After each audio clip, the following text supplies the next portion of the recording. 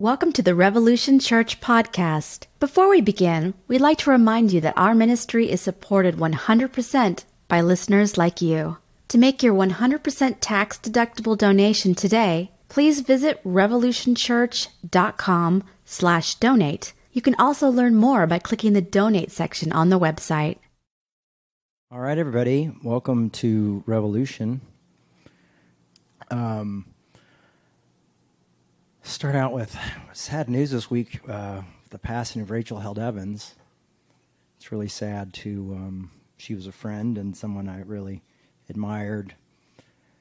And she was an outspoken advocate. When she was the evangelical darling, she came out and spoke out for LGBTQ people, and it cost her a lot. And I've always had a lot of respect for her for that. She has 2 very little children and a husband, and my prayers and thoughts are with them. She will be greatly missed. I just got back from spending a week in Belfast, Ireland for the Wake Conference, which is put on by Pete Rollins, and it was awesome. Saw so many different types of speakers from all different backgrounds, different subjects, and theology, philosophy, psychoanalysis. Yeah, I think that's right. Talk on the dangers of capitalism. There was a lot of really great stuff there. And so today's talk is a little bit borrowed from Barry Taylor. You might know him from online as UK Bloke, English theologian that's also lives in London now, but toured with AC/DC in the 70s and 80s, and, total punk rocker. If you're interested in seeing Barry, you can go on my Instagram feed, and there's a couple pictures with Barry. And, man, I just had a blast. It was exactly what I needed going through this really hellish year. And it was really got away and was able to heal a little bit. And I've come back feeling better. And Pete Rollins gave one of the best sermons or talks, I guess he would call it, I've ever heard. And we'll probably talk a little bit about that next week, actually. But this one, I'm kind of stealing from Barry, but I've added to it. I told him I was, because I had to come home so soon, and I didn't have any time to prepare. So I didn't have much time to prepare. So, I'm going to be in John. I think John is my least favorite gospel, but we're going to be in John.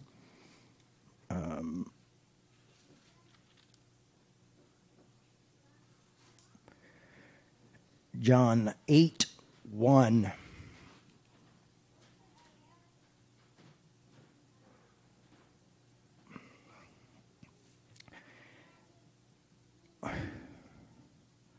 While Jesus went to the Mount of Olives early in the morning, he came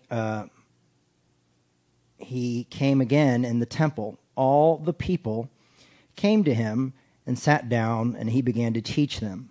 The scribes and the Pharisees brought a woman who had been caught in adultery, and making her stand before all of them, they said to him, "Teacher, this woman was caught in the very act of committing adultery." We'll talk about that one day, buddy. Now, in the law of Moses commands us to stone such a woman. Now, what do you say? They said this to test him, so they might have some charges to bring against him. Jesus bent down, wrote with his fingers in the ground. There's a whole bunch of theology behind that we could talk about, but we're not going to. When they kept on questioning him, He straightened up and said to them, "Let anyone amongst you without sin be the first to throw the stone at her." And once again he bent down and wrote in the ground. When they heard it, they went away one by one, beginning with the elders. And Jesus was left alone with the woman standing before him. Jesus straightened up and said to her, "Woman, where are they? Has no one condemned you?" She said, "No one, sir." And Jesus said, "Neither do I condemn you. Go on your way, and from now on, do not sin again."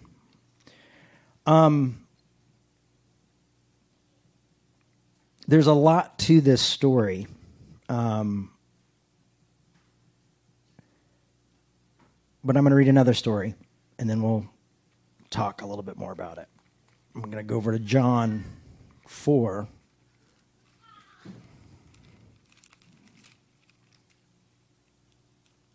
And try to get through this one fast, but there's a lot to get through. And maybe I'll boil it down for you. But John 4, 1 through 39. Can we do it? Now when Jesus learned that the Pharisees had heard Jesus is making baptized more disciples than John, although it was not. Now, you know what? Here, I'm going to jump down to 5. So he came to Samaria city called Sychar, near the plot of ground of Jacob had given them to his son Joseph. Jacob's well was there, and Jesus, tired out by the journey, was sitting by the well. It was about noon. A Samaritan woman came to draw water, and Jesus said to her, "Give me a drink." His disciples had gone on to the city to buy food. The Samaritan woman said to him, "How is it that you, a Jew, ask me to drink, a woman, Samaritan? Jews do not share things in common with Samaritans." Jesus answered her, "If you knew the gift of God, and whom that I am saying to you, 'Give me a drink,' you would have asked me, and he would have given you living water." The woman said, "Sir, you have no bucket, and the well is very deep. Where do you get this living water? Are you greater than our ancestors Jacob, who gave us this well, and with his son and his flock drank from it?" Jesus said to her, "Everyone who drinks of this water will be thirsty again. But those who drink of this water I will give them will never be thirsty. The water that I will give them became a spring, a water gushing and eternal, giving this water so that they may never be thirsty again." Okay, so let's skip all that. Jesus said to her, "Go call your husband." This is important. Listen here. "And come back." The woman answered, "I have no husband." Jesus said to her, "You are right in saying that. I have no husband. For you have had 5 husbands." And more than likely, this woman was unbearing. Was probably not be able to have children, and usually that's what would happen to women who could not reproduce. They would be passed on. "For you have had 5 husbands, and the one you have now is not your husband. What you have said is true." The woman said to him, "Sir, I see that you are a prophet. Our ancestors worshipped on the mountain, but you say that the places where people must worship is in Jerusalem." Now, there's a theological talk going on here with this woman. Jesus said to her, "Believe me, the hour is coming when it will worship the Father neither on the mountain nor in Jerusalem. You worship where you do not know. We worship what we know, for salvation is from the Jews. But the hour is coming, and is now here, when the true worship will worship the Father in the Spirit and the truth, for the Father seeks such as there is to worship him. God's Spirit enthroned on worship must be worshipped in spirit and truth." The woman said to him, "I know the Messiah is coming, the one who is called Christ. When he comes, he will proclaim all things to us." Jesus said to her, "I am he, the one who is speaking to you." Now, Jesus didn't always go around saying, "I'm the Messiah." Sometimes he told people to keep it a secret. But here he is having a theological conversation in noontime with this woman at the well. Now, usually going to the well would be a group participation thing where everyone would go together. But because of this woman's probably reputation, she was going by herself to get water. And Jesus is having this great conversation about it's not going to matter where you worship. It's not going to matter who you're going to be. He's revealing all these truths. And it's really interesting. Let's see. And then I'll just jump down here. Just then his disciples came, and they were astonished that he was speaking with a woman. But no one said, "What do you want?" or "Why are you speaking with her?" Then the woman left with her water jar and went back to the city. She said to the people, "Come and see a man who told me everything I've ever done. I'm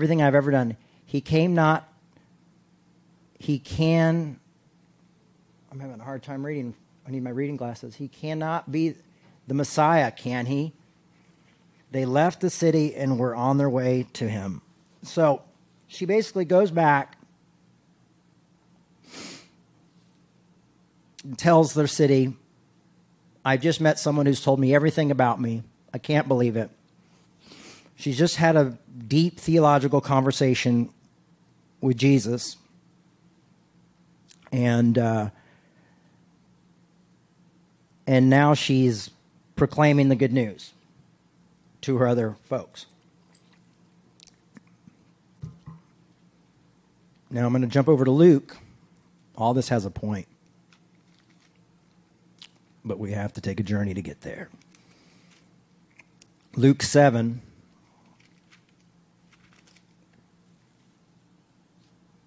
Luke 7:36, I think. Wait, where are you, Luke 7? There you are.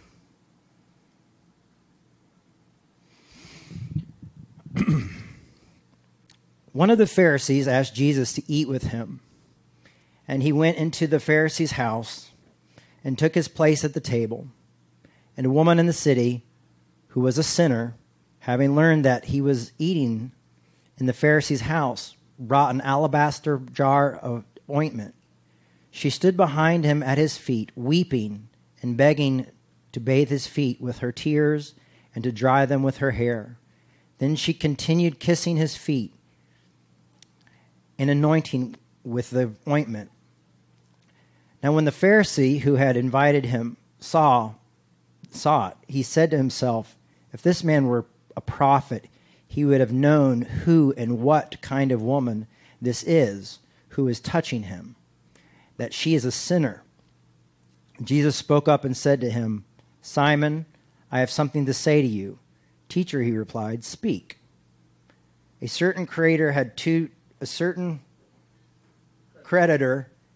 debtors. One owed 500 denarii and the other 50.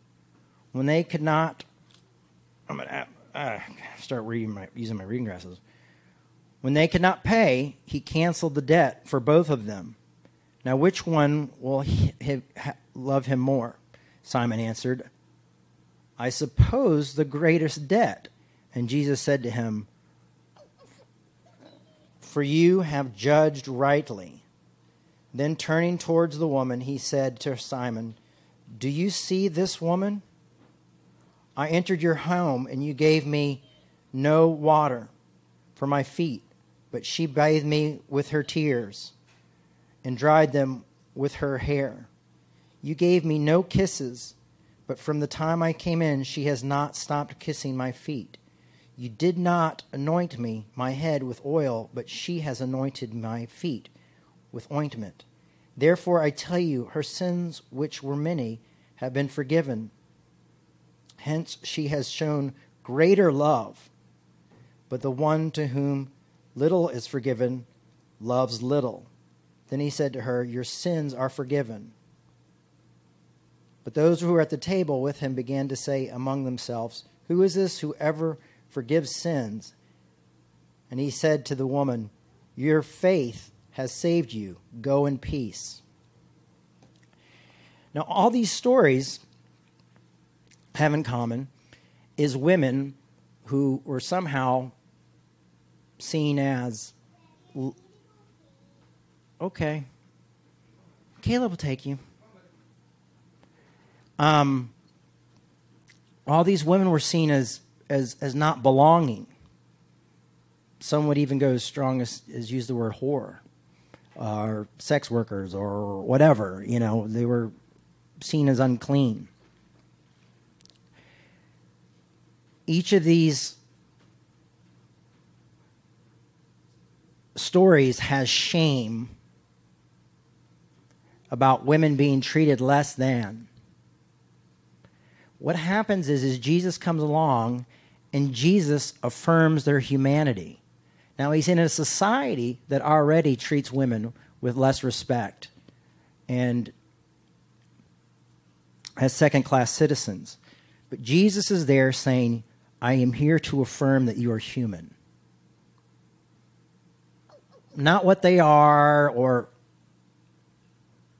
what other people call them, you know.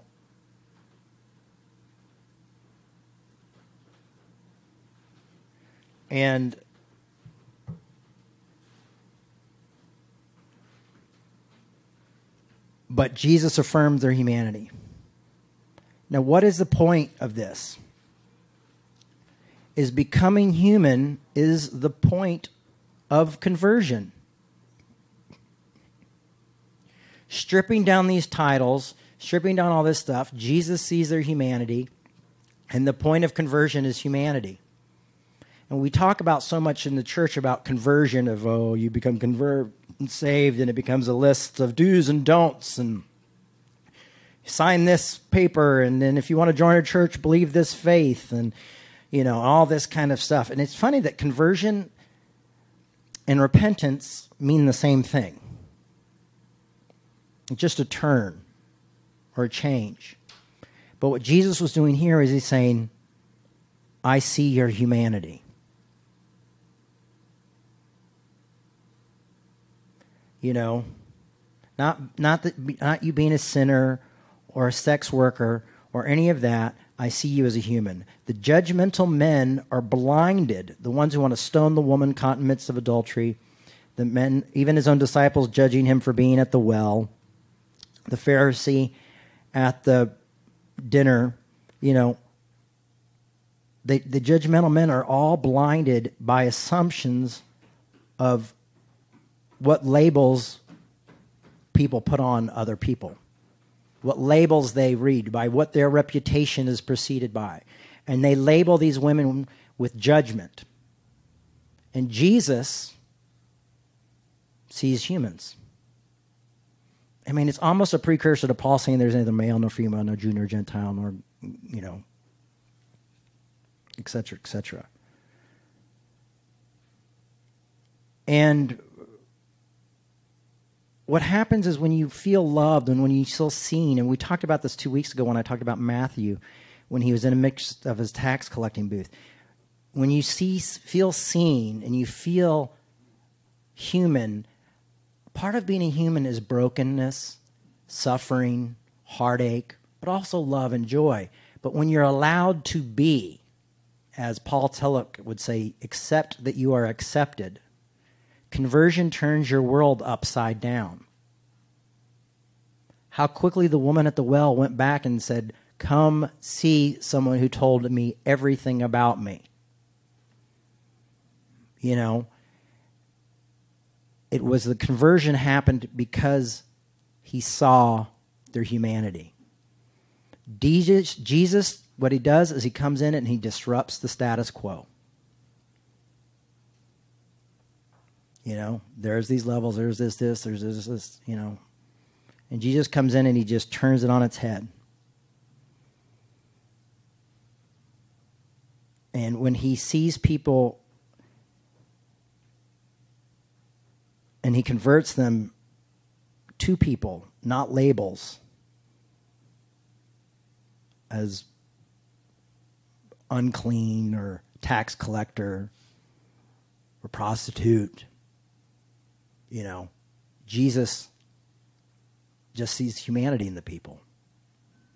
Of course, we're all sinners. I mean, he's like, sins are many, sinners are less, whatever. But he's also saying, look at you, to the Pharisee, you've done nothing. You have no appreciation because you don't embrace your humanity. You haven't realized that you're a human being. You haven't realized who you are. The Pharisees were always saying, why does he eat with people like that?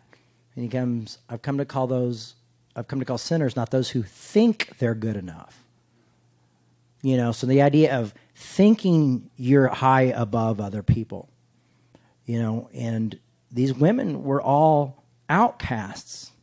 They were all seen as the bottom of society. And Jesus said, no, these are people capable of love, conversion, change, to be human. You are no longer a label. You're a human going through a human experience. And I think we want to make it so supernatural that we just forget that he was trying to bring humanity to be human to one another, to love one another, to cry with one another, to suffer with one another, to live life.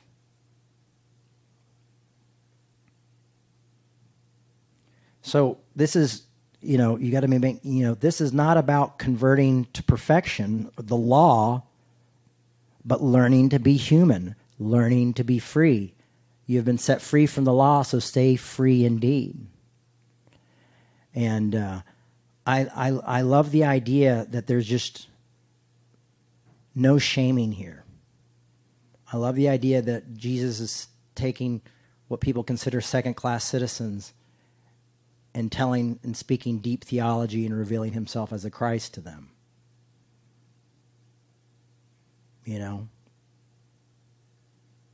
It's a human experience that they're having with the supernatural something. I don't know what Jesus but this supernatural experience is someone saying, you are worthy. You're worth it. You mean something. You exist. That's enough. Even when we see Jesus kind of being angry at the Gentile woman that comes to the table, and she reminds him that even dogs get crumbs from the table, Jesus is moved, and he repents, and he's converted. He's converted to the Gentile woman and says, your faith has made you whole. He has a conversion experience where he sees humanity. So today I sit in front of you, a human being. I've been a broken wreck the past 7 months, and I feel some healing happening. But I can stand behind a Jesus who finds outcasts and sex workers and people like that and says, I see you. When he disrupts the status quo, says, no, we're not going to kill him. We're all the same. Who has the right to kill anyone for something like this? We're all the same. We're all going through the same human experience. Not only does it turn the person who's being judged upside down, but think about all these Pharisees and these religious leaders are going like, oh, I've got no place to judge. It's the religion. It's taking religious thinking and man's legalism and saying, no, we don't have a place for this, pulling it away. That's pretty powerful. So Barry has a great story about sexual experience that he had and tells a part of that. I'm not going to do that, especially since we have some youngins in the room. But I hope today that you feel encouraged and we just realize that, Jesus was standing with women a long time ago and helping them realize they're human beings. And I hope in us and our own brokenness and our own things, we'll realize that we're called to conversion, but not to convert to the law, but to convert to being humans and to being free and to be equal with one another. So that's what I have today. if you're listening online, and hopefully you're listening, we're trying to get out on some new different apps and platforms. We've filed a bunch of stuff to be on there. It's taken them a while to get us to pop up. We should be on Spotify one of these days. But we're doing that. If you like our work and what we're doing and you want to support Revolution, we can't do this church without donations. So you can go to revolutionchurch.com and donate there on our Tumblr page. And or you can go to our Facebook page, and there's a donation button there as well, or you can donate and help us continue our work.